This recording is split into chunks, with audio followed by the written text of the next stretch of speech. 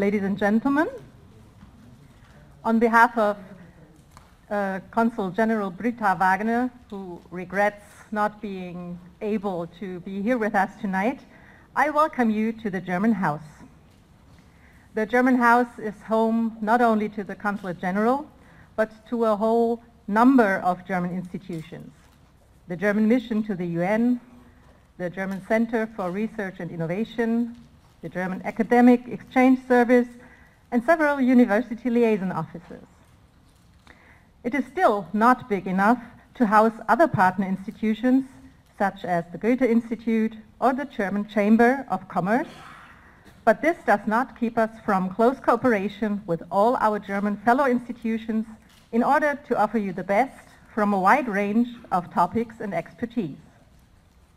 Tonight's joint venture brings you the sixth event in the Focus Smart Grid series, which has evolved into a very successful project since its humble beginnings in 2010.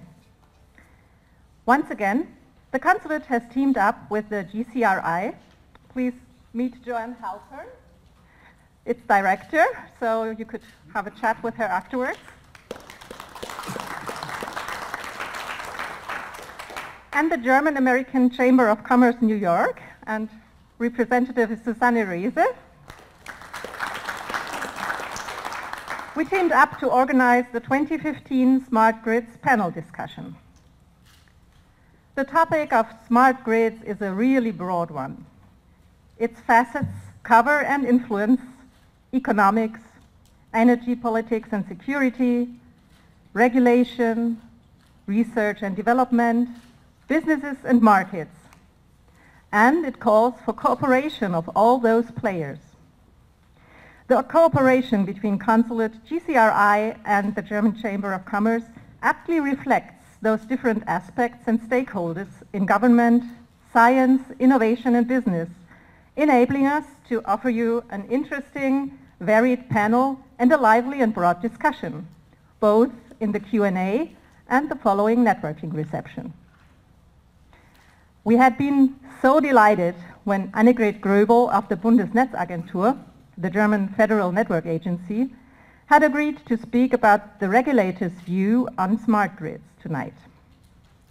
Alas, she has been grounded in Germany by the current Lufthansa strike.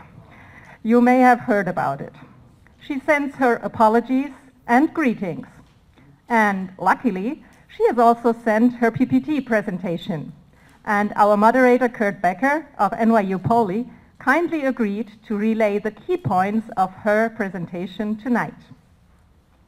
In addition, I have the great pleasure to announce Dr. Ingo Stadler from the Technical University Cologne. Some of you might remember him from last year's panel.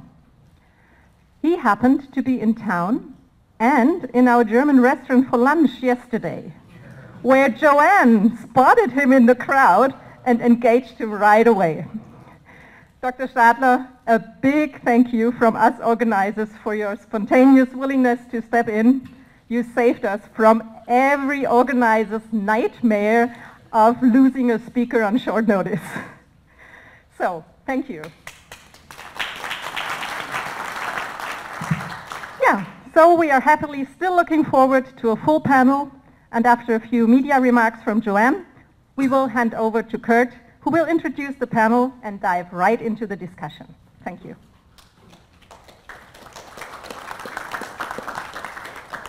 Thank you, Irene, and good evening, everyone. I have some really good news for you. I am not going to give a speech.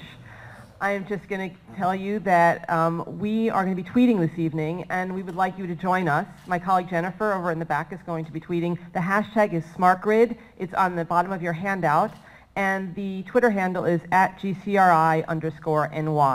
And with that, I would like to hand the floor to Kurt Becker, the Vice Dean for Research and Entrepreneurship at NYU Poly. Kurt, the floor is yours. Thank you. This is the sixth event in the series on Focus Smart Grid, and we've made it a habit every year to give the event some sort of headline, some sort of special focus. And this year, the focus is on reforming the energy vision, both in New York as well as in Germany, and also take a look at how regulations may affect all of this. So let me just quickly introduce the sequence of speakers. I will try to relay at least some key points from our speaker who got stranded in Germany. I will be followed by Jim Gallagher, who is the executive director of the New York State Smart Grid Consortium. We will then have Dr. Ingo Stadler. I don't know the title of your presentation, but I'm sure it's going to be very interesting. And last but certainly not least, Erwin Renzelmann from Urban Integrated, whose headquarters are down in the World Trade Center area. So I'm really only going to go through a small number of slides and try to get the highlights across, and so that I don't really forget anything. I will start with a summary and the key messages from Dr. Goebbels' presentation. The first thing is very important, and that is the message that the German Energiewende, the change in energy policy, is not going to be reversed. It is a decision that is here to stay. On and off, people have asked, should there be a change in government? Will it be reversed? Can it be reversed? By now, I think the Energiewende has reached the point of no return. It cannot be turned back. Other key points are that there needs to be a synchronization of the grid expansion with the expansion of renewable energy sources in order to integrate the renewables much better into the grid. The grid expansion needs to be expanded. Germany is about to build 3 new major high voltage DC transmission lines from north to south in the country. This is sort of the equivalent of reforming the energy vision. It's a reform of the Renewable Energy Sources Act for more cost-effective and more targeted renewables expansion. The other key point that I really want to get across is that in addition to a smart grid, we also need smart markets. I just want to highlight a few of the changes that were triggered by the Energiewende in Germany, and that is basically a map of the nuclear power plants in Germany. The gray ones are already decommissioned, and the orange ones are nuclear power plants that are still operating, but the decommission date is next to it, and the last ones will be turned off at 2022, which is essentially in 6 to 7 years. That timeline was accelerated tremendously after the nuclear accident in Fukushima. The original date was more than 10 years out, so they really accelerated this quite a bit, and that puts an enormous amount of pressure to find sources of alternative energies. They don't have to be renewables necessarily, but Germany has also made a political decision to really support and push the generation of energy from renewable sources. And that sort of shows you the gross electricity production in Germany last year. It shows you the mix between hard coal, natural gas, oil, nuclear energy, and renewables, which already have reached close to 26%, which was a goal not to be reached until 2020. They're actually ahead of the schedule in terms of the percentage of renewables in the electricity mix. And if you break the renewables down, you can, it falls into biomass, hydropower, wind, photovoltaic, etc. Looking forward, the projections are, and this is an upper bound and a lower bound of percentage of renewables in the mix. It should reach, depending on whether you look at the lower or the upper bound, around 55 to 60% by 2035. And this just actually compares the renewable energy sources capacities in comparison with a few other countries. Germany at 61 gigawatts, France at 13, Italy at 21, England at 9.3. I cannot do justice to the in-depth presentation that Annegret has put together. So I will leave it at these highlights and probably just put up this slide again, which are the key messages from her presentation. The Energiewende is here to stay. We need to speed up the grid expansion. We need to speed up and synchronize with it the generation of renewables, and we need to make the markets also smarter. With this, I end here, and I would like to ask you to hold questions until the Q&A at the end, and I'm turning the microphone now over to Jim Gallagher.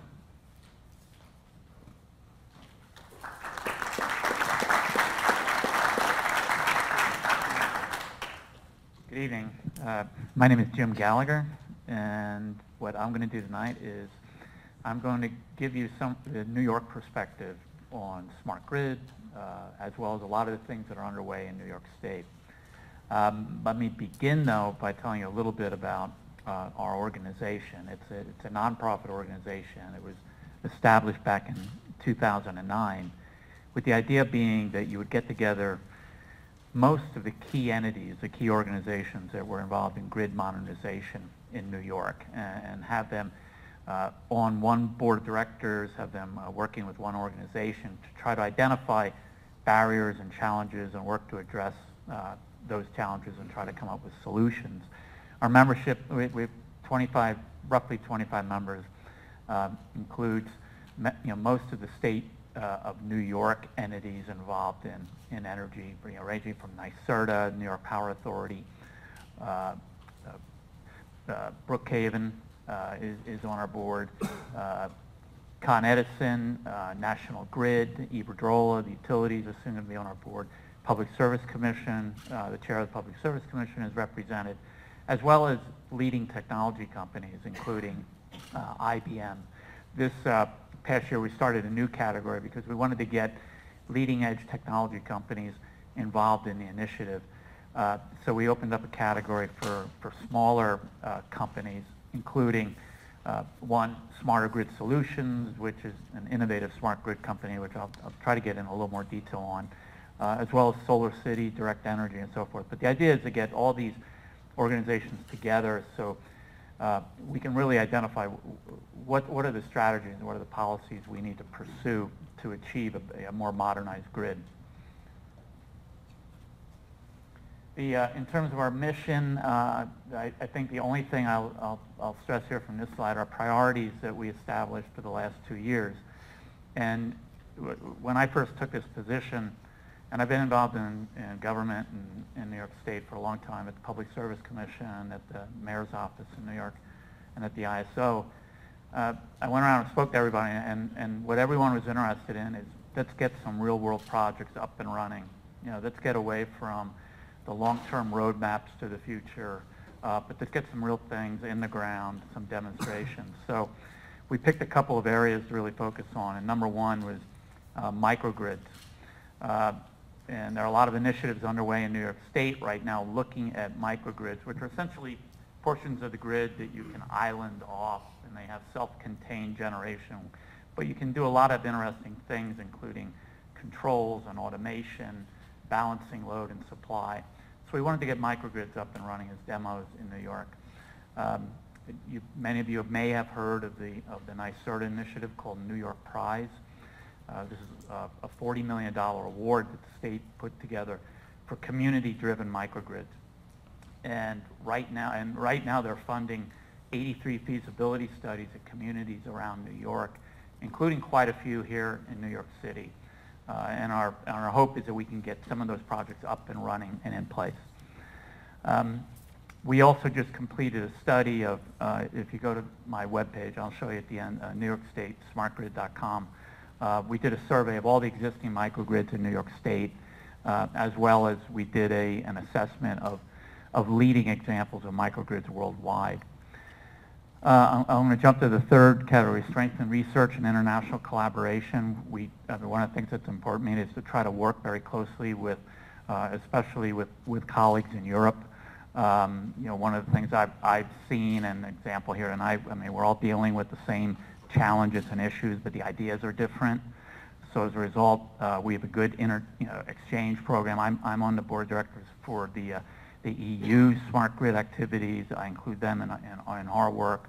We work very closely with Denmark, and I want to keep that growing. But most importantly, and the thing I'm going to focus on tonight, is utility of the future. And Kurt mentioned the REV proceeding. In New York, it's called Reforming the Energy Vision. What I want to do is tell you a little bit about what that is, but in particular, I want to speak about an effort that just concluded. I was co-lead on two working groups that the state established for REV, one on market design and one on platform technology. And we submitted our final report 2 months ago, and it's now being considered by the commission. But I want to tell you about that process, some of the key things that came out of it, and then end by telling you what I see as some of the challenges and some of the things that if we don't do things correctly could really slow us down. The Reforming the Energy Vision proceeding, many of you have heard about. It's getting attention nationwide around the world. Really looking at fundamental changes in the way distribution utilities provide service. Now, a lot has happened in New York in the past in terms of change. I know during my career in New York, which began in the early 80s, there were two other major initiatives that got a lot of attention. First was when we attempted to incorporate energy efficiency and renewables into the normal operations of a utility. Second was when we restructured the industry on the wholesale side. And it was in the late 90s we spun off generation. Utilities no longer owned it. We made the markets competitive on the wholesale side. And there's balancing of load and supply at the wholesale level. The distribution utilities have basically remained unchanged. I mean, there's been incorporation of new technologies to some extent as they come along, but the distribution utility today is not dramatically different from what we had 100 years ago in many ways. And the idea here was, let's take some of those principles from the wholesale market that have led to increased efficiency and improved customer service. Let's see if we can bring them down to the distribution level. That involves as well better aligning utility practices with customer interests to make sure that, I mean, in the past, the primary customer of the utility around the country has really been the regulator. And we're trying to shift, the effort is to shift that to where the customer is at the center of the utility's decision-making and planning efforts. And through this, getting customers all engaged and, lastly, looking at new business models. And the idea of new business models for utilities, and this is probably at the heart of a lot of things trying to do through the REV proceeding, is to, with all the technological change that is happening right now in the world, in all industries, and especially and in the utility industry, let's get the utilities at the center of that and get them ahead of technological change than having them be incidental to the whole process. And actually there have been some reports that have come out from the financial community saying that if utilities really want to maintain their credit records and their credit standings as they stand right now, they need to get in front of the technological change that's happening. And things like REV could in fact reduce the risk long term to a utility. At the heart of REV is something called the Distribution System Platform. And what this is, and there are platforms that we're seeing in many different industries right now. Amazon is a platform, Google is a platform. But the idea with REV would be that the utility would basically, within the utility operation, there would be a platform that would facilitate transactions and exchanges among those players that want to deliver services. And our primary focus on the short term is delivering distributed energy resource services. The idea of the distribution system platform provider, which would be the utility, would attempt to optimize the use of distributed resources and balance them with load and as well as traditional utility operations. I'm going to talk a little bit about the importance of monetizing system and social values. It has two pieces to it. First of all is that we have a better understanding of where the value of doing certain things to the grid locationally. Right now, distribution utilities, your Con Ed customer, your distribution costs, your rates are pretty much standard across the whole service territory. Where the real cost to Con Ed varies dramatically from one neighborhood to another, from one region to another. The idea is to try to monetize that and provide better incentives to encourage distributed resources. On the social values, we have to do a better job with benefit cost analysis. Yeah, mostly you're all familiar with Sandy and the impacts of Sandy. Well, to give you an example of how that factored into utility planning in the past, Moody's estimated that the indirect economic impact of Sandy was $50 billion to the New York metropolitan area. A lot of that lost business, lost production. When we were at when I was at the Public Service Commission and we were working with the utilities trying to design a distribution grid, we never considered those indirect costs when we were valuing the investments in the system. And we had to find a better way to try to internalize those indirect costs when we think about the investments in the system. But we also had to get outside capital engaged, and that's one of the other objectives of REV. We want to do as much of this as we can through the market. And then lastly, the utility would be at the center of this. I mean, initially in REV, the idea was, well, it doesn't necessarily have to be the utility, but the commission ultimately decided that to get this moving quickly, let's get the utility in the middle.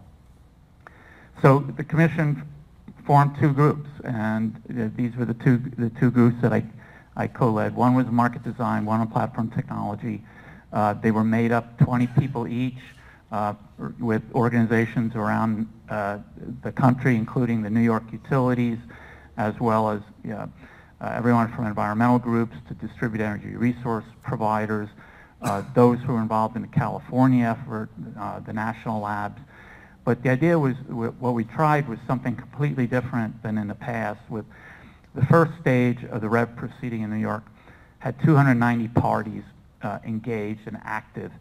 And you can just imagine what it's like having 290 parties either in a room or on the phone and trying to accomplish something. And it was extremely difficult. So we took the commission took an entirely different approach. And the decision was made, let's form two working groups.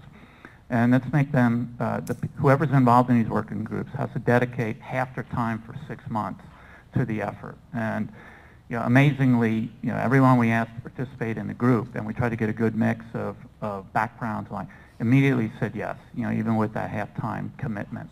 And then the idea would be that the working groups would feed out to the larger group of parties where they could then react to products that were developed.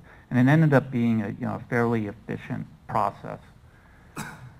Some of the questions that we tried to answer were, what defines the market? How might it evolve?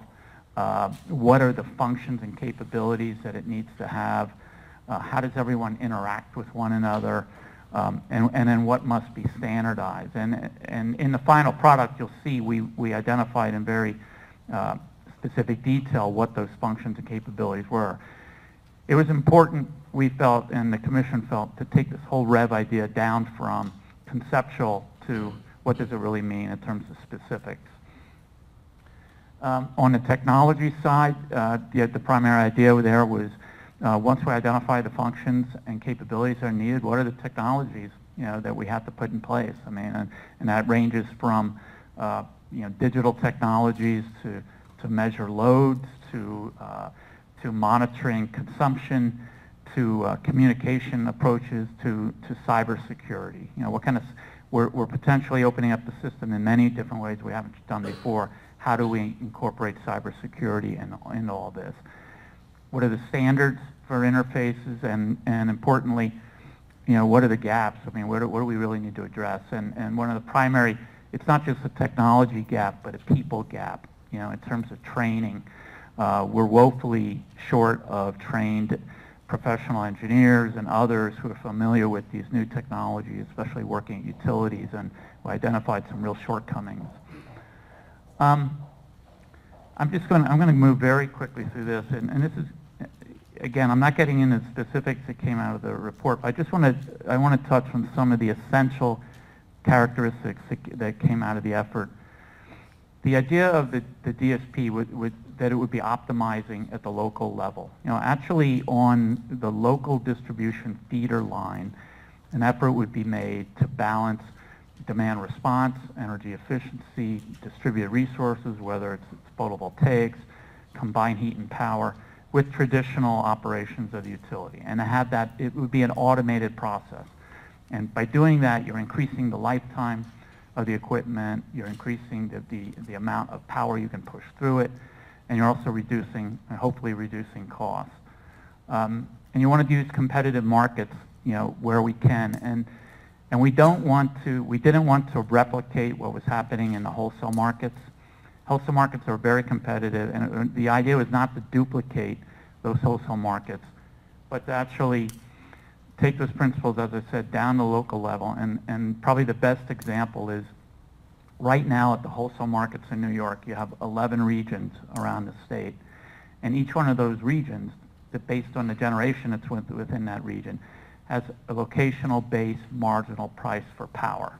And it varies sometimes significantly daily by location and over time, but season, time of day.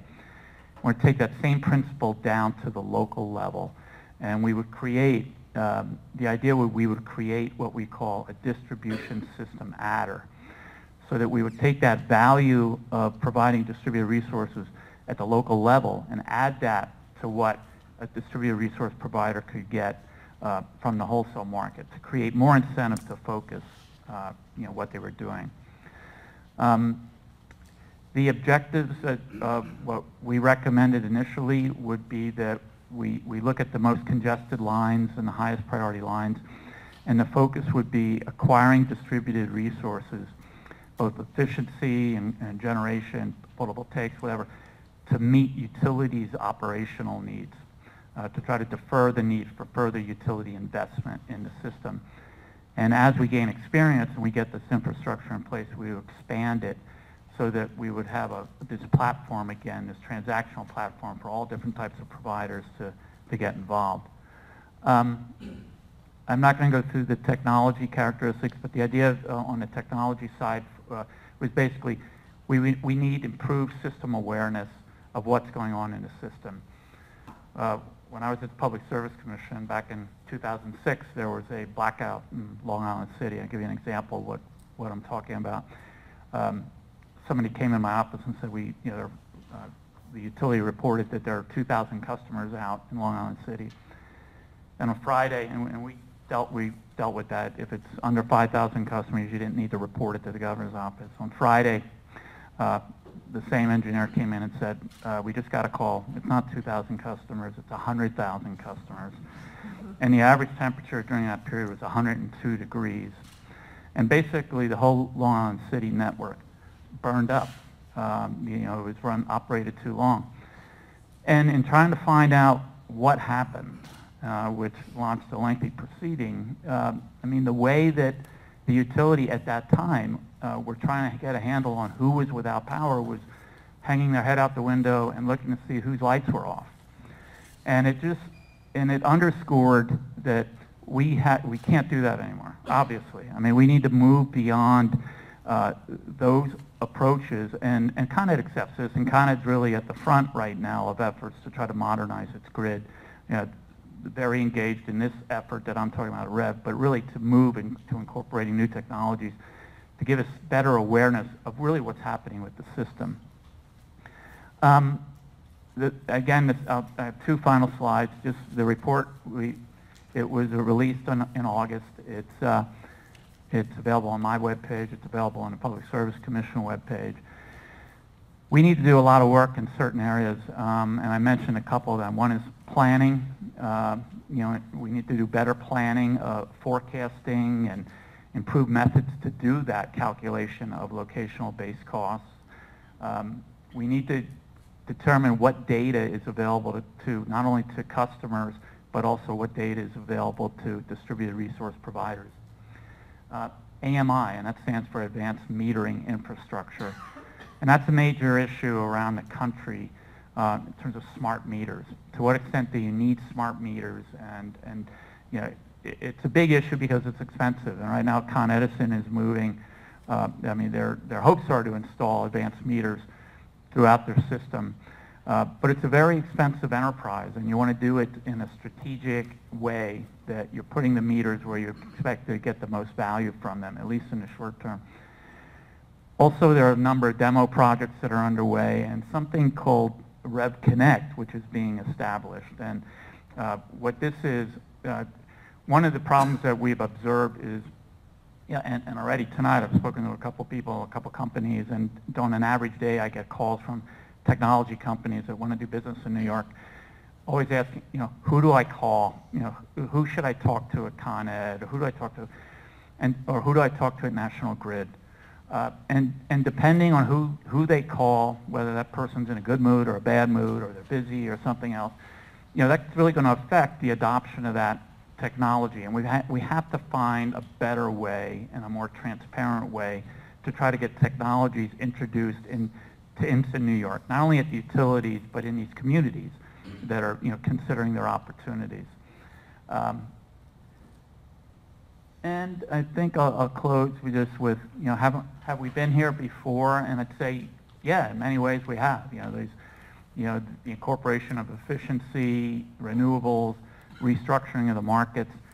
This is a major change. It has politicians very engaged. Politicians are very impatient and want to see something happen. But what's different this time than all those other times is the technologies that are out there and the rate of technologies being accepted not only by utilities but by customers themselves. And I would say the other thing that has changed dramatically is the expectations of customers. They see everything else. I mean, their whole our lives are completely different in the way we deal with purchasing products, interacting with other organizations, companies. They say, well, why can't that same thing happen with the utilities? How does REV differ from what's happening in other countries? And the example I'll use, within the United States, I would say the other state that's probably most advanced in looking at these issues is California. And in many ways, what we're doing is very similar to California on the planning side, on the idea of incorporating technologies into the grid, better awareness of what is happening. But where it's different is what we're trying to do with the New York model is this platform, this transactional platform to try to create a market where, and the key difference that we hope to see was instead of the utility in the long run making that decision, okay, here's where we're going to do a pilot, we're not going to do one over there, you would have the market more or less see the value in the prices of doing projects in different areas and make the decisions where they want to do business. And with the utility being more in the role of an air traffic controller, making sure everything's working. The biggest challenges, I'll end with this, the biggest challenges to successful implementation of REV, I would say is we need to be very careful that we don't micromanage it. We need to be very careful that the regulators change at the same time utilities are changing. And I think we also need to make sure that we have true leaders over these organizations. Because unless you have a true leader heading up an organization, utilities or state agencies or the city that have adopted this as something they want to see accomplished, it's just not going to happen. So with that, I'll conclude. I hope I didn't go too far over my time, but thank you. Thank you very much, Tim. In the interest of time, let me ask you to hold questions until the end, and let's move on to our next speaker. Ingo, please. Good evening, ladies and gentlemen. Thank you very much for inviting me again. I would like to start my talk with a cultural science contribution, and I would like to ask if you know what Bill Murray and I have in common. And what we have in common is our common Groundhog Day experience. So this year, I have been there already last year, as you already heard. And this year I'm here with some colleagues of my university to attend a conference in Farming Day College. And just accidentally, I had been here yesterday to meet some friends here. And that was, I didn't want to be here today, this evening, but accidentally I stepped in and I made that experience even this year again. And I'm already afraid what happens to me that time next year. You already signed up. Yeah. The problem we in science nowadays have with the term smart is that nowadays really everything is smart. I remember when I was young we had been doing barbecue, and nowadays we are applying smart grills. I really tried to figure out what is a smart grill, but it's really just a normal grill. Maybe it's looking a bit different, but it's really not smart. Also, smart grids, even the term smart grids, nowadays we know it's not anymore smart grids in science. And also when I look to the United States, I have seen you all now have a smart Jennifer Aniston. Why is she smart? I found that she is smart because she is drinking water that was produced in a smart way. So, and what I'm doing personally, I do smart flying because I don't use Lufthansa when the cabin crews are on strike. And that is maybe another example. I was flying Air Berlin, and when I was sitting in that airplane, I was looking to the catalog, what can you buy on goods there? And I really started getting tears in my eyes when I have seen you can buy in the airplane smart socks. And I hope, Joanne, when you have received all the people here this evening to that smart event, you have checked if everybody really is wearing also smart socks for the smart grid event. But when talking about smart grids, why do we apply or think applying smart grid technology in Germany? And when I read your invitation letter, there was a motivation on doing smart grid or applying smart grid technology is to get a higher resilience towards natural disasters like storms, like earthquakes, or even to become more resilient against terrorist attacks. And that is completely not what we are talking in Germany about. I even have some doubts if smart grids can make us stronger against natural disasters. What we are talking in Germany about is more, we like or we want to make this transition from a nuclear fossil-based energy system towards a renewable energy-based system, and that needs to be done in an already existing infrastructure. And to succeed in that, we hope that smart grid technology can help us to achieve that.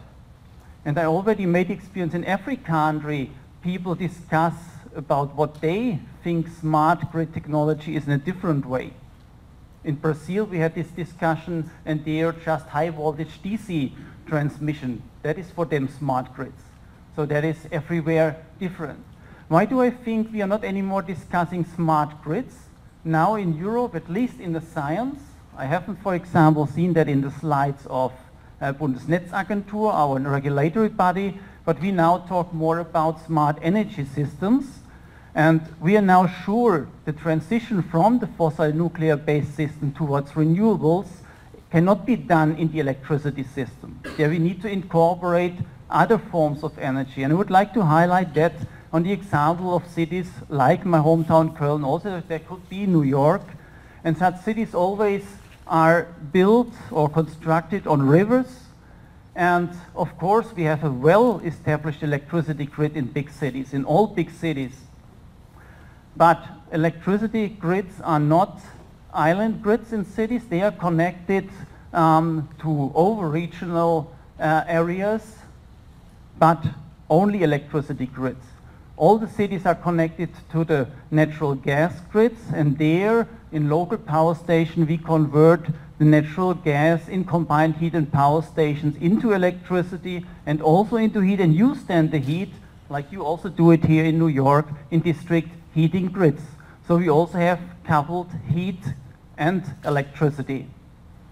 Then we apply also in cities, of course, renewable power systems like photovoltaics, here in this slide, for example.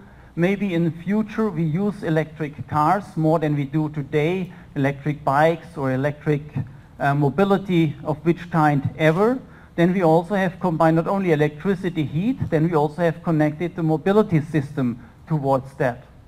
And when we use our rivers not only as a heat disposal for our condensing power stations, but for example as a power source for heat pumps, then we always have the most flexible system we can imagine when we even combine that, for example, with a heat storage, whenever then in a renewable system we have too much power from sun and wind, we can switch down our power station there and use the excess electricity in the heat pumps to generate the heat then. And when there is a lack of electricity in night or when there is no wind, then we can apply still the natural gas power station to generate then electricity and the heat. And of course that needs to implement communication needs. We need to couple that with the communication grid, and that means we have then not anymore only a smart grid electric system, it's a smart energy system. And then also we could implement power to gas technologies, and then we have a coupling of the natural gas, electricity and heat system, because this technology also produces a lot of waste heat. And then also we can implement the gas technology into mobility, and then always everything is integrated into that. And that makes it much easier, because only optimizing the electric grid is quite difficult. But coming back to the smart grid then, there are so many different definitions of what a smart grid is. My definition is we always have had the information grid, we always needed to pay for electricity, so we always had the meters, and we always had the electricity grid, but they more or less had been separated, and when we combine those three together, we might talk of a smart grid. We have a lot of other technologies, new technology, innovative technologies that are needed for this transition towards renewable power systems, but they are not necessarily smart. They are important, they are innovative, but not in that term smart. The transmission grid, for example, always had been smart because that always had been monitored there. We always had communication technology. Now the smart part more continues to develop through the dissemination grids, and that is the smart grids. Other innovation like the high voltage direct current transmission systems also might be of importance for the transition, but it's not a smart technology necessarily. Important but not smart. Looking for example to all that transition of the Netzentwicklungsplan, grid development plan, and there that is a study for the year 2024. And what happens when we continue with the renewable power development? That is a map of Germany, and all those lines is the transmission grid. And the left one, it's the overloading on % of the nominal capacity of lines, but not in normal operation, but in the n-1 case. So that is when the major line would drop out, we still need to be able to supply the country. And then we see that many lines in 2024 would be overloaded. On the right side we see how many hours per year those lines would be overloaded, and some it's only a few hours, but all that what is going into this lila and this violet color is then more than 1,000 hours per year. So it's quite critical, and that needs a further development of the grid infrastructure, but not necessarily smart grids. That is just more copper we put in the environment. What can be done by smart grid technologies, for example, when we have bottlenecks in the distribution grids, for example, every detached house has a connection with a 63 ampere fuse, but not necessarily the same power we can put by a photovoltaic power plant back to the grid, and that has to do with the simultaneity. Typically, I live in that house and I cook electrically, but I do that in a different time than you would do that, and that means we don't have that grid problem because we cook at several times. But when we both have a solar power supply system, then the sun shines at the same time to our PV systems, and that much earlier overloads than the grid infrastructure. And by that, smart technology could help. For example, we see the problem. We have, for example, a transformer station, and in one feeder we have only high loads, in other feeder we have a high generation, and as a result to that, in one feeder we have a high voltage drop, in other we have a high voltage increase, and that might rise the limits that are allowed to do so. And for that, we can apply inverters that can generate not only active power at the end of the grid, but also reactive power. And that we see here in this picture, that is the normal traditional way, just feeding active power. And then we see in the end of the line, the power, the voltage can be higher than in the beginning of the line, what is not the normal way. Normally we have a voltage drop at the end of the line. But when we feed not active power but reactive power also, we can decrease the voltage again, and so we can include more renewable power into grids by applying smart grid technology in the inverters with the same grid, so without putting new copper into the environment. Another thing is to help to maintain the frequency stability. That was the old operation. When we reached 50.2 Hertz, the old operation was that then all the renewable power systems needed to go out of operation, but then we discovered that might be a problem. So when we have this 52 Hertz, all the renewable power systems would go out then, and then immediately we just have a primary control power reserve in all Europe of 3 gigawatt, but only the PV systems in Germany are almost 35 gigawatt, we already have seen. That would result that we have a frequency drop much below 50 Hertz, and all the emergency load sheddings would be activated. And just as a mean of that, nowadays also PV systems and wind power systems need to contribute in the frequency regulation. Again, that could be called a smart technology. How are people affected by smart grid technology? Nowadays, we could say they are not affected at all, because everything is done in inverters. Everything is done by the system alone, without affecting the people. But that might change when we have, for example, smart meters implemented. But then also the question is, what are we doing with smart meters? When it's just used to read the meter data, again, there is not any involvement of the people. But of course, we could do other things then, use the information of smart meters, give more information to the people, applying time variable tariff, for example, that is then displayed on terminals like that. And then maybe people might get involved and operate time uncritical applications when the electricity is cheap. That might be, and then they can be involved. Then we need to look if they will do that.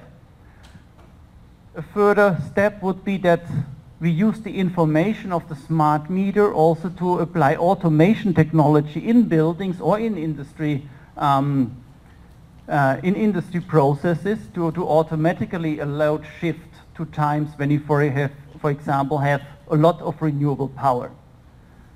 Some say applying smart meters is increasing energy efficiency. That is not true by its own, but when we attach also automation technology, that is an example how heating systems are automated, that heating is only on when people are there, to explain it in one sentence.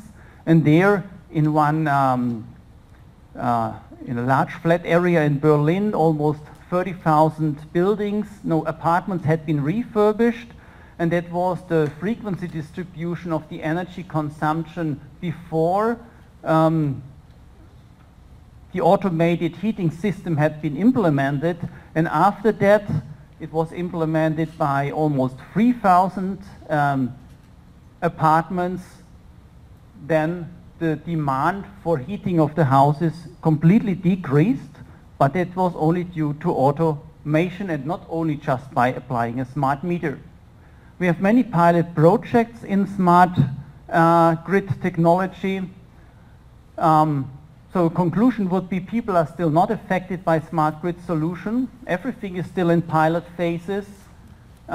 We need to establish norms and standards. That is already in progress. That is partly done, but we have still a lack of regulation. So here's just a list of many norms that are applied in smart grid technology. So they are already in place, many different norms, but regulation is not yet in place. There's not a motivation for grid operators to apply smart grid technology. We even could say, in contrary, it avoids investments in smart grids. And so I would like to thank you and be ready then for discussion. Thank you. Until next year. And our last speaker, Erwin, as you predicted, you have 1 minute. Yeah. Wonderful. All right, I'm done. Thank you. So my perspective is very different. I don't produce energy, at least not willingly. I actually need to make sure it works and it's able to power the cities that we're trying to support. So the company Urban Integrated is part of a German group called the Urban Institute, and our focus is really to help those cities use data to become smarter. So I want to skip through this quickly, but the very important thing is we can install all kinds of sensors, whether they be in-home, out-of-home. They are totally useless unless we take that data and turn it into intelligence and use that data to make decisions and plan differently, or potentially plan in a way that will help us to do things different and better than what was done before. So many people think just because I have installed some smart meters and I have installed some adaptive lights, or I changed all my lights to LED, that's it. My city is smart, I'm smart, I can now relax and just dump lots of data on a website somewhere, and I'm sure that's all great. I'm saying no. Just implementing a couple of pieces of data, I'm going too fast, some pieces of technology does not necessarily mean the city or the community becomes smart. It's what we actually do with it that makes the difference. And that actually creates the smarter piece. So I think that important, maybe first, is to look at what does a city look like. So this is a typical city, buildings, small, big houses, and so forth. There are cars, there are buses, there are pedestrians, and so forth, and they all have something. So you can see there is adaptive street lights, there is Wi-Fi, there is car to city communications, potentially there are traffic management solutions, there's energy coming into the city, there's a certain amount of resilience that is implemented in the city, and I'm calling this chaos. Why? Because these things are not talking to each other. So, I mean, I'm sorry to take New York as an example, but New York is a city that has implemented a lot of different technologies. But very few of those technologies actually integrate unless it links to public safety. So, but today, if I wanted to better manage my traffic and coming down, I mean, as we said, I work in World Trade Center 1, and it's a nightmare to get uptown because of either the FDR or the West Side Highway, and whatever's in the middle, forget it. It will keep me busy for hours. So I end up doing FaceTime in the car or in the taxi if I'm not taking subway, because that's the better way. But in the summer, the subway is a bit like an oven, so not so pleasant. But let's say that I'm taking a taxi, and then actually I have to do FaceTime with my kids because I'm stuck in the traffic and I can't say goodnight to them properly. But there are many ways that by integrating data, the camera feeds that are there, the traffic light signal data, which in New York is not connected today, but if these things were connected, you can actually start doing smart rerouting and have a smarter way of using that. But that's not the topic of today. The topic of today is energy and how do we actually get things working together. And before we get that, the premise of what we are trying to create is integrate all the pieces. So don't see them as independent pieces. See them actually in how they can communicate. Now the biggest challenge, of course, is they all speak a different language. So the data that you get from your traffic light doesn't speak the same language as the data you get from your building management system. So the first level is translation. Alternatively, you have a huge amount of money and you buy it from one of the very large companies. They already integrate, obviously, but most cities don't work that way because independently the traffic department buys their stuff, somebody who deals with housing buys their stuff, somebody else who deals with renewables will buy their stuff. They don't necessarily integrate these pieces. So we're saying, well, how can we actually do that? Well, we actually created a system that allows us to translate this information and then use it to determine the pulse. So use it to understand how these pieces interact and what is the way that they should normally operate. And of course that you can then use to the next level to make decisions, to automate. We were talking about that before. If you have a smart meter by itself just telling you it's 22 degrees in your room, that's great. But can you automate decision? Can you automate the switch from a renewable energy to grid and back to grid, use batteries, etc. So how can you actually do that without having to need a human in between, because it's just data points. And you set thresholds, and based on those thresholds, decisions are made. And we use, of course, a tool which is called Urban Pools, which brings it all together. The key message from this is becoming smarter means integration. Having the pieces actually work and talk together. And another very important thing is reuse. So, you may use sensors for parking, or you may use sensors, for example, for traffic lights. You can use those sensors for other things too. And that's where actually the real benefit comes from. This just very quickly, this is what the dashboard looks like, where you can get all kinds of different information. And the key message here is predictive. So when I'm in the office and I need to know, okay, shall I go home at 4 o'clock, at 5 o'clock, at 7 o'clock? So I just ask, what time should I go home?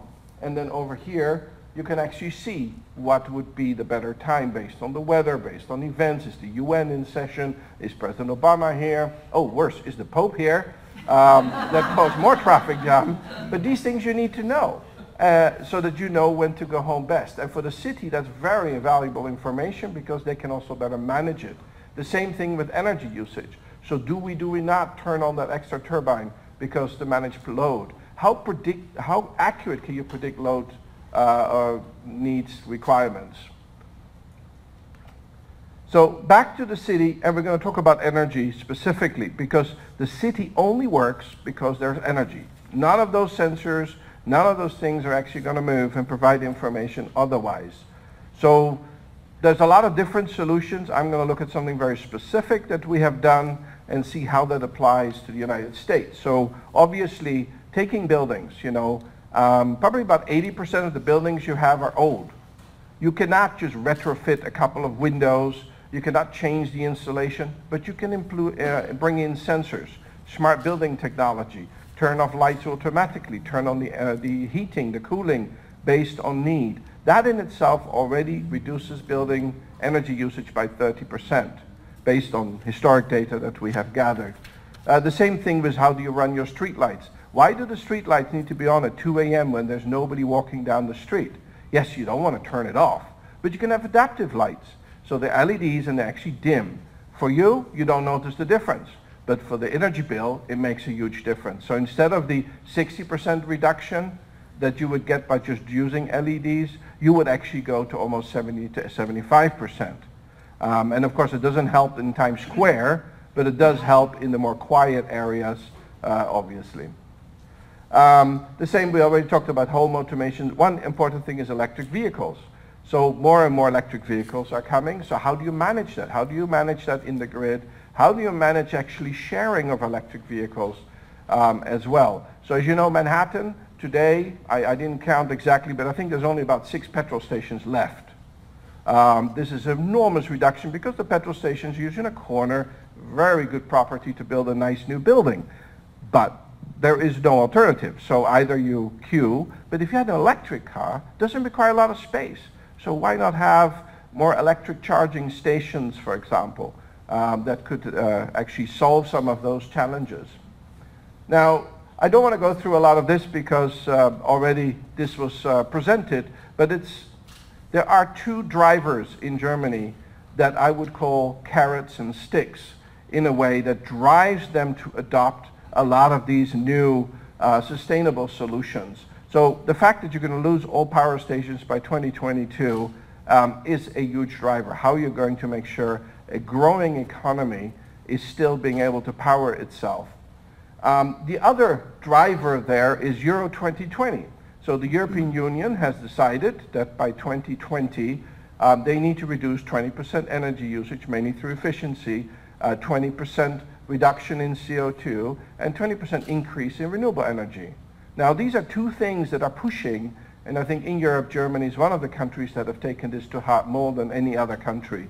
So it's been very serious about this. So the Energiewende, we talked about this, the energy transmission. But you see, the interesting thing is there's some other parties that all of a sudden turn up. They have nothing to do with power in the past. We would never have seen them as being a player. So we've got Google coming in with Google Fiber. Now Google Fiber is of course wanting to do home automation, not just give you 1 terabyte data exchange. There's a purpose behind it. We've got both Daimler, BMW, and Tesla providing batteries to put in your home. So if you do have solar power and you do want to store energy, you can do so. The same thing with Honda. You know, at the CES, they actually had this kind of joke. So if you lose power, you just connect your car and you can power your house for a week. So these kind of things change the whole platform that we're looking at and the way that we actually work and think about how cities are growing in the future. Now this is just a summary where we're looking at, the gray part are the traditional fossil fuel-based energy, and the colorful part are of course the renewable energies, and you can see the trend, and this is specific for Germany in this case, on how this transition is happening. I decided not to put the US chart because it doesn't look as good, and I didn't want to have lots of enemies. And this is the Euro 2020, we talked about this, and then this is the specific example that I wanted to share with you. So one of the things that we did in light of those two pressure points that Germany faces, where a utility company says, we need to be able to change the way we're managing providing power to cities. So this was the city of St. Louis. It's close to France, so there's always good wine available. This helps maybe in the discussions. It's got just under 200,000 inhabitants. Ford has a factory there. They are manufacturing and assembling cars, very power intensive, important for the region. And there are about 8,000 households, so, maybe independent apartments and houses. And then there is the Stadtwerke, so they're actually the ones providing the power. And they don't have nuclear power in their arsenal, but they used to receive it from other states. Keep moving this down. They keep receiving it from other states. They do produce electricity, gas, and water, obviously. Their challenge is, well, we have coal. We get nuclear power from our neighboring states. How do we replace that? How do we integrate renewables, which have been very much promoted, but they're still independent? And how do we support the growth of the region? Of course, for St. Louis, they want to stay attractive. They want people to move in. They want more industry. They want Ford to open up another factory. All these different things were playing there. So we actually worked together with universities and other companies to come up with a solution. And it's called Holon. So Holon is a Greek word, obviously, but the idea is I think it's just the last part that's important. It's simultaneously a whole and also a part. So it's where we put pieces together that can work independently or they can be part of a larger group. So what it does is say, well, look, we've got a lot of solar power, but that's only for some of the houses. They actually produce more solar energy than they can consume. So what happens right now, it goes back into the grid. So as you know, that's rather inefficient because you lose 20 to 30% of that energy when it circulates around the grid before it's used. In this case, well, why don't we just give it to our neighbors? So we create a marketplace and we sell it, and the neighbor can buy it at a much lower rate than what they would buy grid energy for. So this is an example, and I won't go through the whole diagram, but the idea is there is a Holon, and the Holon is an independent grid that is completely powered through renewable energy. It does not have to be solar. It can be water or wind or otherwise. And it actually goes off the grid for part of the day. We are now experimenting with batteries and actually storing a large capacity of energy There are some regulatory requirements that need to be met in terms of safety and so forth, having this in a home area. And they can, switch on and off as required. So the orange piece is one of those independent grids that actually runs just on solar, and they use the marketplace to buy and sell energy. So this has been very successful. As part of that, they have also created a full fiber network. This was actually sponsored and completely paid for in this case by the utility company. Because they said, well, we want, this is only going to work if we have smart meters and that we have a certain amount of automatic decision making in this whole system. So we need to have that data and we need to be able to have that agreement. So the cities, the city neighborhoods that are participating in this now also have the benefit of that. Another benefit, of course, you consume the energy where it's produced. You don't actually have a lot of loss. You have a certain amount of resilience. It wasn't built for resilience. I think in the United States, when we talk about this, sustainability is a dirty word. Resilience is the word we want to talk about.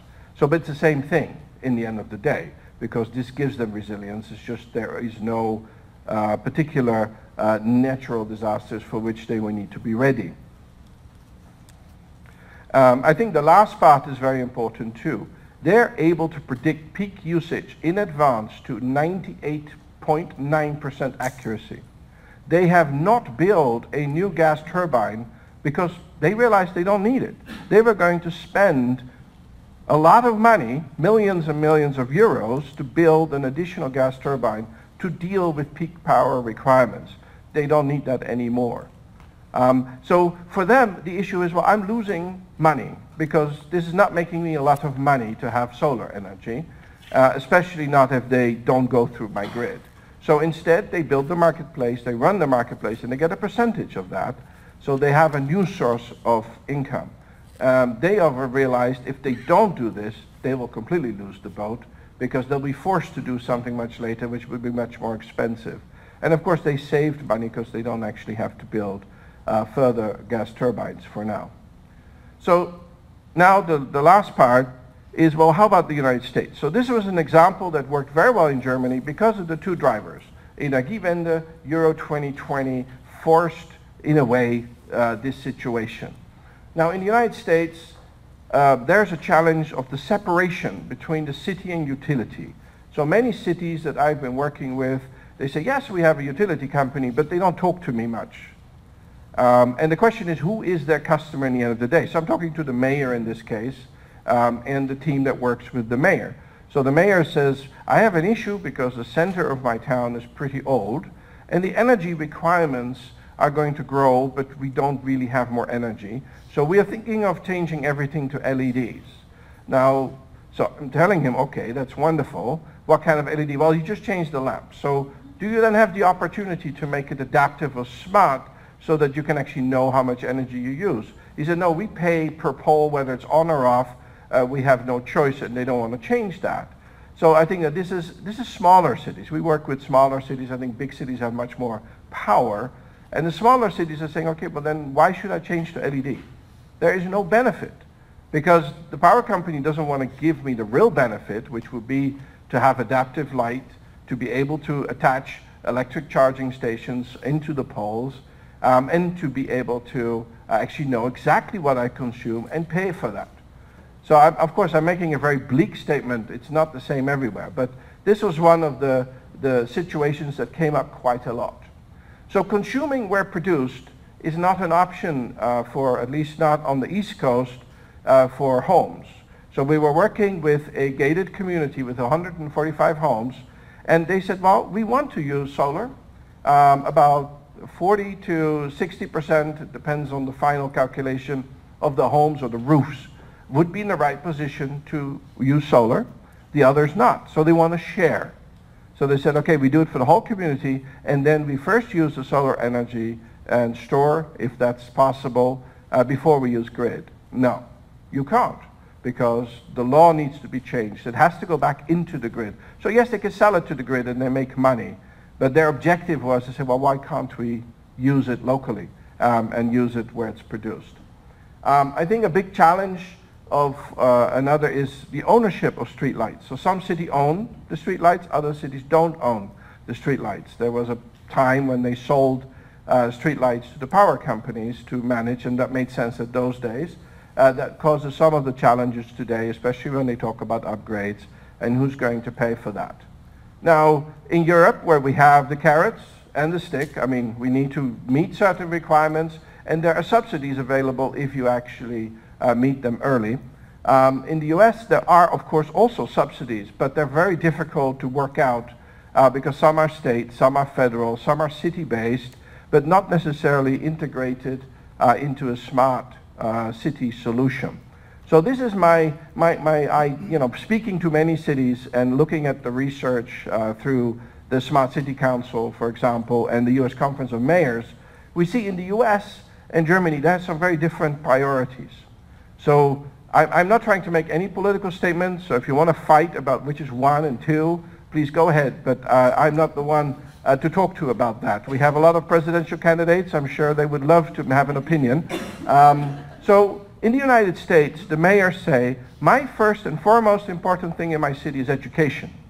Now in Germany, that's not the case. Education, one, is free, it's state-owned, and it's all, well, it should be the same everywhere. Now here, that's not the case, as we know. As I know, when my kids go to school, that was a huge challenge. The second thing is public safety. Now, this is what the mayors say. This is, in my city in the US, public safety is my number 2 priority. I think, again, in Germany, this is not such a big issue, maybe because we're not allowed to carry guns. Maybe that's not the topic, but that's, again, we can talk about in the break. Third is energy for US cities. So how to get energy, how to use energy, how to integrate. They are interested in renewable energies for resilience. So how to manage that, then transportation, then environment, then sustainability. Now in Germany, sustainability and environment are right there on the top. Why? It's a kind of, if we use Maslow, if I'm allowed to paraphrase Maslow, his hierarchy of needs says, well, you first need to have your basics, which is safety, education, a home, and then you get to your self-actualization. And probably the environment and sustainability is more in that field. And I think that's where the very big differences are in going in and talking about smart cities, renewable energies, and how this integrates. So I think there are great opportunities. So really, and I think, you were talking about it for New York, some of the projects looking at integrating renewables and traditional energy. I also think, I call it community solar, where a community can get together and say, well, we want to use solar energy before we use grid energy, so how do you enable such a thing? Financing, how do you finance these kind of efforts? And I think it needs to look at a bigger picture, not just energy, not just transportation, not just safety. It needs to come under the umbrella of smarter cities, because I think that's where you put the pieces together and really get a higher level of benefit. I think these things also generate new revenue streams that most cities are not aware of. The rest I think we can talk about later, about car fleet, where you integrate fossil fuel and electric, and I think also where cities start being integrated, so they start seeing a benefit across, not just in their own city. We're doing something like that right now in the Bay Area on the West Coast.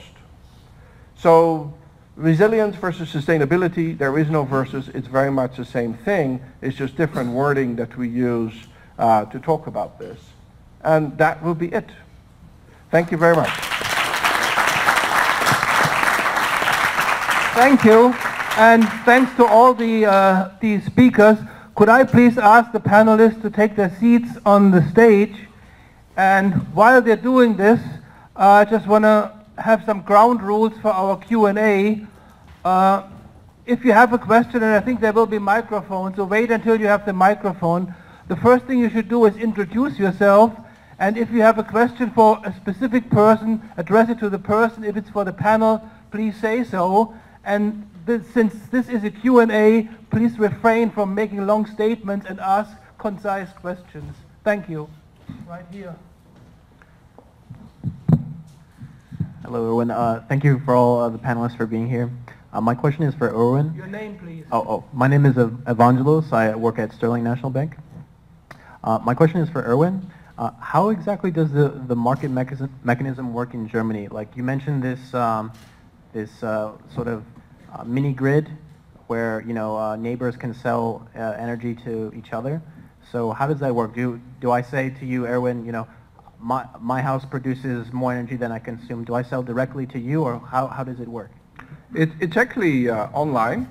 So just like you would go to Amazon to buy things, you go to the microgrid of Saint Louis. I forgot what the proper name for it is. And you can see all the people offering energy. There is a kind of agreed market price, which is demand-based. So it goes up and down depending on how much energy is being offered and what the demand is. And that's it. So you go there, you see, okay, well, here is energy. This is about how much I need, and you buy it. Thank you. Next question. Over there. Joram Kinberg. How do you see, to me a big challenge is storage of energy, because every day we waste energy and then you need it. In the next 10 years, where do you see the breakthroughs in storage of energy? I can take a first shot at that. I just came back from, in San Diego, there was the Energy Storage North America Conference, and I was just really impressed with the amount of, there were 2,500 attendees there, and just a great deal of interest. And I think a lot of that's coming from states like California, at least in the U.S., states like California, they have sent a 1.2 gigawatt target, so 1,200 megawatt target for energy storage by 2020. And the reason for that is because they're generating more solar during the day than they can use. So they have to find a way to store it. In my opinion, I think the big breakthroughs, a lot of them are going to be influenced by some things that China does. China had a lot to do with the PV cells coming down in price, and they are now making major investments in energy storage, and I think that will drive down the cost of technology, and we'll see a lot more products from companies like Tesla and was it Mercedes and others. Yeah, they're all having... Yeah. Right.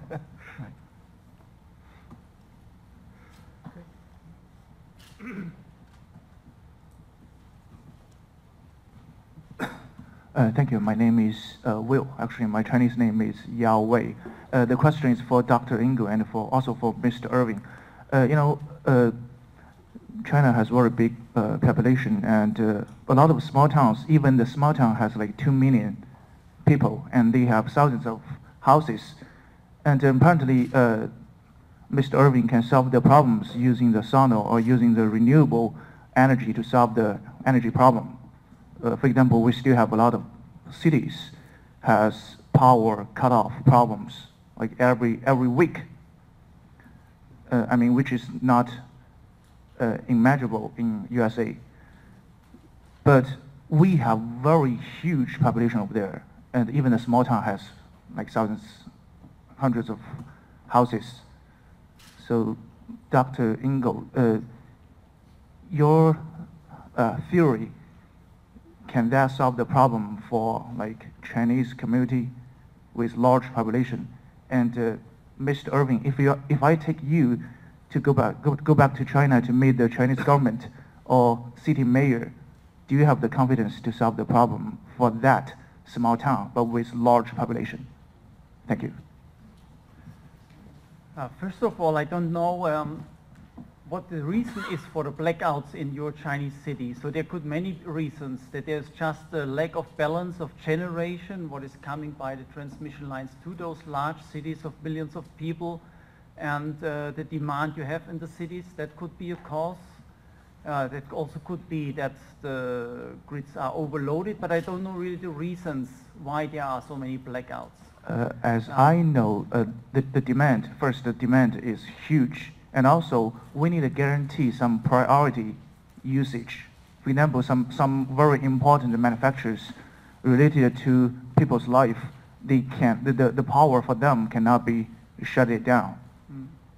So, but nevertheless, the size is never the problem. When you supply the same amount of power that is needed in the city, then you can get stable power supplies. It's not on? It's on. Then you can get stable power supplies independent of the size of the city. I also might comment also on the question on storage. I don't see that we need a major breakthrough in storage because we have so many possibilities to store energy, and not only electricity. At the moment everybody talks about battery storage, and there we see price decreases, for example, by that gigafactory of Tesla, wherever we are still looking what the price really will be when they start selling those batteries. But still, storing a kilowatt hour or in a battery, if it is today's technology or maybe the Tesla technology, it still will be of 10 euro cent to 20 euro cent. When we combine electricity with the heating sectors and do the storage, for example, in the heating sector, then we're talking about of less than a cent of storage of a kilowatt hour. Or when we're talking about storing fuels instead of electricity, and we have incredible high energy densities when we, for example, generate gas through electricity. And gas storage is so easy. So we have plenty of ways to store energy. I really don't see the problem in the transition of the systems towards renewables in the storage question. Okay, I actually had the joy of living in China for 4 years in Shanghai and visited several other cities while we were building a software development organization there. And I saw how fast some of these cities grew and the requirements of infrastructure, buildings were there, but power was a challenge. So I think that's not only there are many other places where the same is, just China is so much bigger. I think that there will be always a need now when we build something new to look at grid and so traditional power stations and renewable power stations. And I think that what you can implement depends on the location, depends where you are. Sometimes it may be water, sometimes maybe solar, sometimes maybe wind, maybe geothermal. But Shanghai is too big for you, right? Well, I think Shanghai is not too big, but we are a small company, yes. And I think that Shanghai, as the satellite cities, which had more problems than Shanghai itself, but I haven't been there for a while, so I can't talk to that. But I think that what we normally do when we go into a city, we come from the data perspective. So we understand what do we need to deliver to be able the city to run, and then we work our way backwards and work with other partners, obviously, to make sure that the solution is set up so that it can actually, like we did in Saint Louis, be used to grow and help the city to meet its power requirements over time. Okay, so basically, what size you can do now? What size of the town you can? So the largest, we have worked with towns that go up to 1 to 2 million people. But it's really, if you look at a Hulon is just a community, and you just keep growing. You have more and more. So the Hulon is limited in size, depending on how much power it generates within that community so that it can sustain itself, but you can just glue them together. That's the same thing we said where in Germany the cities are smaller, but we actually have cities linking together.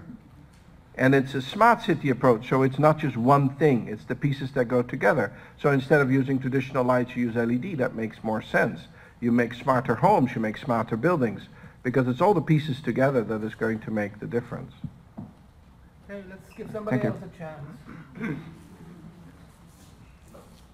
Right behind you. Hi, my name is Amir Sternhill, CICL. Question is for Erwin. What other communication protocols are you using in integrating everything in terms of new standards or protocols as far as getting data from the electricity, the usage, and so forth? Are you using anything new? No. We worked with cities, and the biggest challenge for them was not use proprietary solutions, to use open platforms as much as possible. And these are readily available today. Security is always an issue. My answer is, you will be hacked, no matter what. It just depends on how quick do you recover and how secure are you able to compartmentalize your data. So that's not our expertise. we leave that to companies like Microsoft, SAP, or others that actually deal with the data storage. There was a question right here in the front, second row. Thank you. Michael Mumji with Grid Alternatives. My question is probably for both Jim and for Erwin. In the context of community solar, Jim, to you, what role do you see community solar playing as an ongoing, where we're in the early stage, for REV? How much of an impact could it really play? And then for Erwin, do you see your model, the Holon model, being applicable to the New York City market, downstate market, let's say, and other communities in New York, in contrast to what is proposed now, which is designated individual meters as off-takers? During my presentation, I mentioned two initiatives that are underway. First, demonstration projects around the state that are part of REV, and one of the concepts that we would like to see demonstrated is community solar, and that could be coupled with our interest in doing microgrid demonstrations. I mean, there's no reason why you can't have a community solar microgrid with storage and some other type of generation. But those are the types of things we would like to see. And perhaps some of the optimal areas could be on Long Island, where we have a number of projects that are under consideration. So I think what he explained is more or less related to community solar. I think the only challenge today is you can't use where you produce. So it goes back into the grid. So I think that, but that is just a regulation requirement. And of course there need to be some changes in the grid, but I think that's not too hard to do, I believe. But I'm no expert. But I think that's the only piece that is missing. And in this case, I mean, we were trying to do this in New Jersey, but we can't get approval yet for local usage. Let's go first to the back, the gentleman in the back, and then to you. Hi, I'm Mick Gilbert from Con Edison. I work in our energy efficiency group.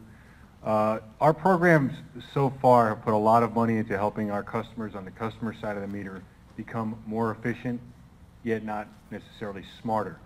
But the challenges we face, I think we have about 42 individual networks in our territory, is everyone spoke about kind of the generation side, but what we're really concerned about is the asset utilization capacity of the grid itself, which goes on a network by network and hour by hour basis.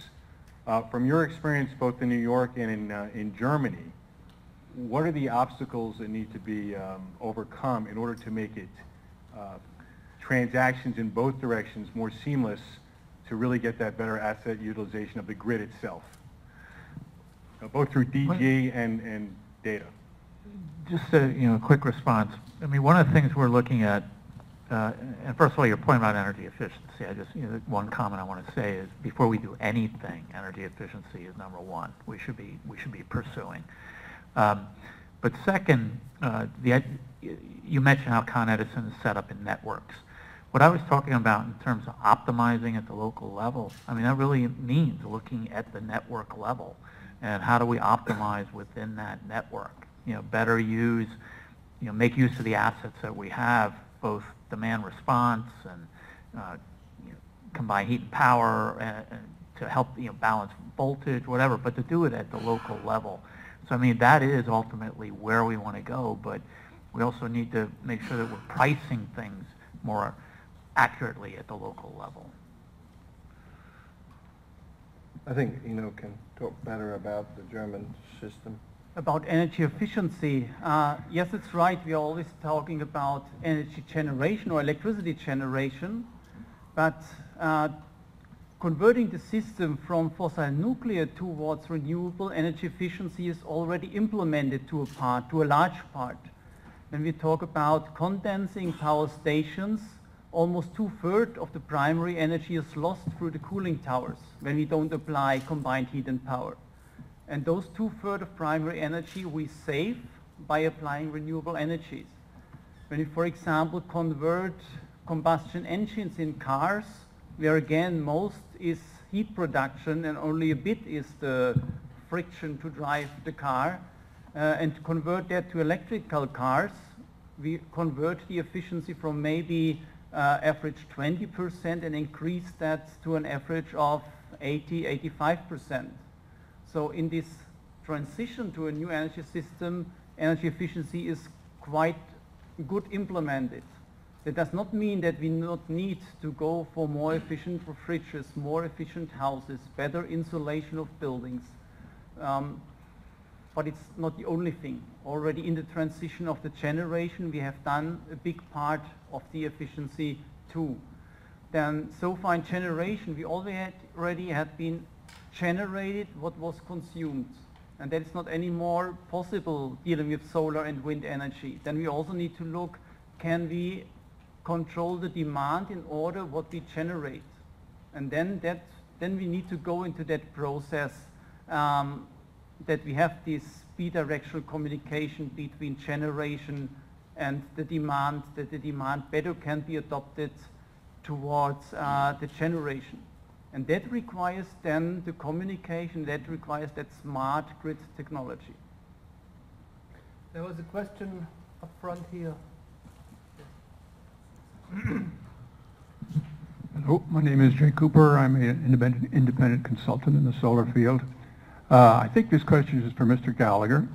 It goes to size of these various units you named, the DER, the DSP. So how many DERs are there typically supposed to be in a DSP, and how many DSPs are there in the metropolitan area of New York as you envision the plan? Okay, the term, and I hope I didn't use it too much terminology like that, but I mean, DSP was the distribution system platform, and right now the plan would be that each utility in the state would have a distribution system platform. They would operate, it'd be part of their operations. By distributed energy resources, really mean a broad range of units, or units isn't the right word, but whether it's photovoltaics, or it's demand response, or it's package cogeneration, or battery storage, all interacting seamlessly in a automatic balancing of load and supply at the local level. So by DER, the initial focus is on those distributed energy resources and trying to better balance them automatically, to make optimal use of the system. I missed one, the microgrid. You've talked about that a lot. How many houses, population, or units are in a microgrid typically? Yeah, a microgrid, and it's really, there have been microgrids around the world for a long time. You could island off and operate. In New York, they've especially received a lot of attention since Sandy. And several federal agencies had a significant amount of funding available to try to do some pilot microgrids. NYSERDA, New York State Energy Research Development Authority, has started the program New York Prize that I mentioned.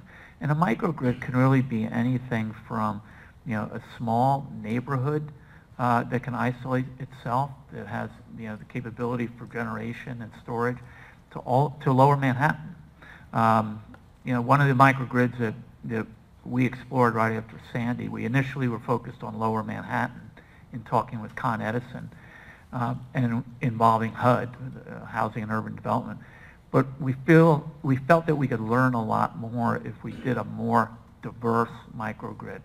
And a microgrid that we've studied and we're hoping to see implemented is up in Harlem. It includes a Metropolitan Hospital, includes local housing, very large housing project, includes a Verizon facility, includes retail establishments. But the real challenge with microgrids is, and what we're trying to do with these community microgrids, is can we really get a diverse mix of customers engaged and benefiting, so that when the lights go out, we don't just have the haves and the have-nots. You don't just have lower Manhattan with the lights on and the rest of us, without power.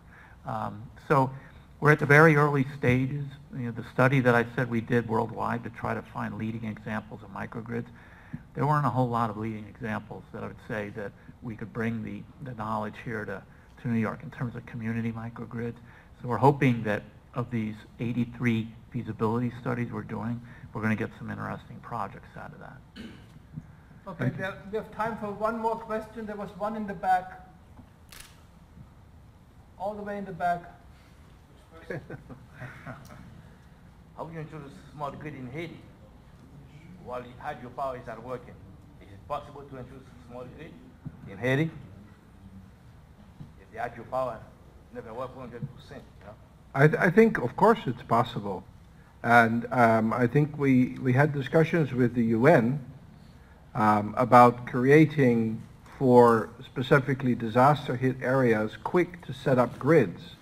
Unfortunately, solar power and things like that were part of the discussion, but more as a mid to long-term solution.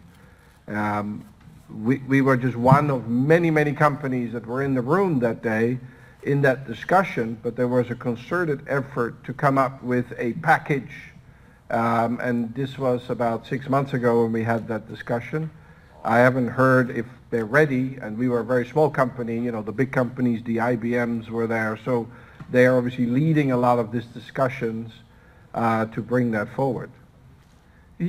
My reaction is, yeah, smart grid is going to mean different things in different places, different parts of the world. I mean, what we're talking about here, for example, with the network system in Manhattan, is not going to apply to other countries, other cities. But I just heard a presentation last week where, you know, there are a lot of people feeling that the developing country is going to drive a lot of the development of smart grid. Just that it's going to take some real thinking about creative solutions and battery storage and generation that are lower cost. So, you know, whether it's Haiti or it's Manhattan, it means thinking about the best possible solution for that particular problem. And just to add one thought, I think that, you know, New York or you know, traditional cities, they have a lot of baggage of old networks and things like that. I think that in the developing world, we have an opportunity to actually jump past a lot of this technology and adopt something newer. I spent 7 years in Brazil, where we're also looking at the more rural and remote areas and how to enable them without having to go through this evolution of technology. Okay, I would like to ask you to take any further questions up to the restaurant on the 23rd floor, and on behalf of our host, I'd like to invite you all to come to the 23rd floor, and I would like to thank our speakers again for their presentations and the audience for their interesting questions. Thank you very much.